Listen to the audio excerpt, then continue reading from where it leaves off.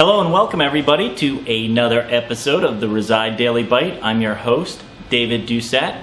And for those of you who are frequent viewers of the Daily Bite, you'll notice that I'm wearing the same thing that I wore in yesterday's episode. And I wasn't going to say anything, but I felt like I had to address the elephant in the room.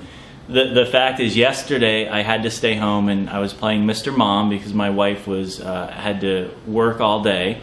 And so today I'm recording 2 episodes and releasing one of those as yesterday. So that's why the same outfit, and I feel much better that I just shared that with you. One thing before I get to today's episode, Dorian Chia, a good friend and past client actually, he has a yoga studio, him and his wife Allie, yogisanonymous.com, very cool, progressive, donation-based studio in Santa Monica, and they're actually in beta testing of streaming live yoga classes. So very cool. Check that out, yogisanonymous.com. But Dorian left a comment on the Reside Architecture and Real Estate fan page I wanted to share with you.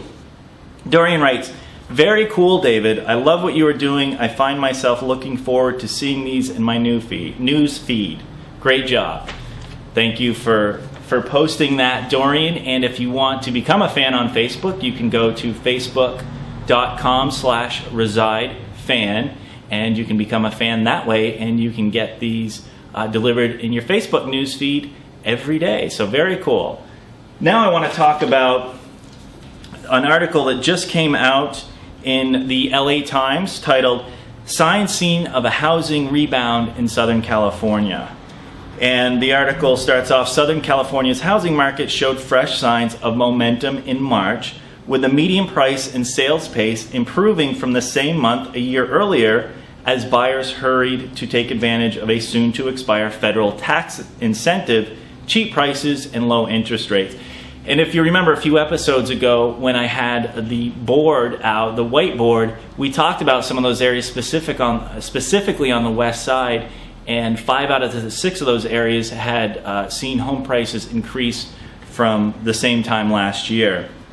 The article continues, houses and condominiums in Southern California jumped 14% in March, median price, to $285,000 from the same month a year earlier, according to San Diego real estate research firm MDA DataQuick.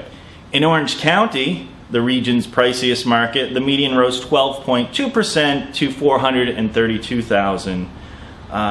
The Esmail Adibi, director of the Gary Anderson Center for Economic Research, states, "There's no question that prices at the lower end of the market have stabilized and are showing some increases."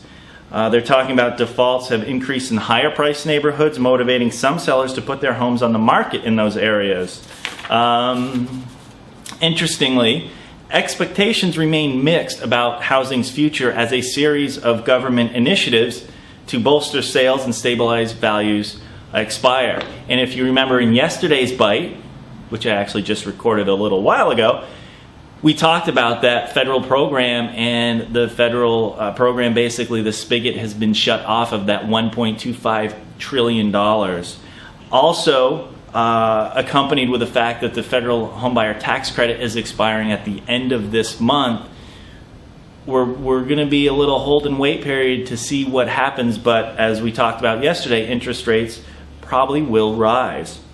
The article continues, foreclosure sales accounted for 38.4% of the Southern California resale market in March, down from 42.3% in February and 54.8% in March of 2009. So that's positive news. Even though it's still 38.4%, it's down from where it was in February by about 4.5%, and 15% from where it was this time a year ago. So that's good.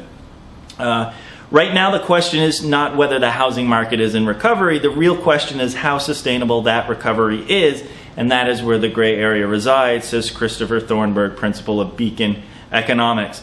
The market is being driven by government policy and not by fundamentals, and now the government is starting to back off. Again, that's where we're talking about that $1.25 trillion has ended. The federal homebuyer tax credit will be ending the end of this month. And they talk about that here. And they're also saying the Federal Housing Administration, FHA, is going to be stepping up. It's tightening its lending standards, so the effects of that remain to be seen.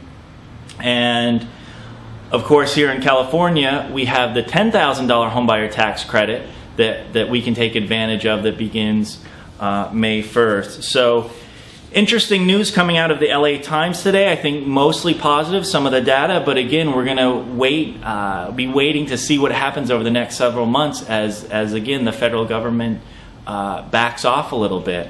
But again, we're seeing activity here on the west side. If you have any questions, comments, anything you're noticing in your particular neighborhood area that you want to share with us, 1-800-476-5579 or feedback@residerealestate.com. My name is David Doucette, and thank you so much for checking out the Reside Daily Bite.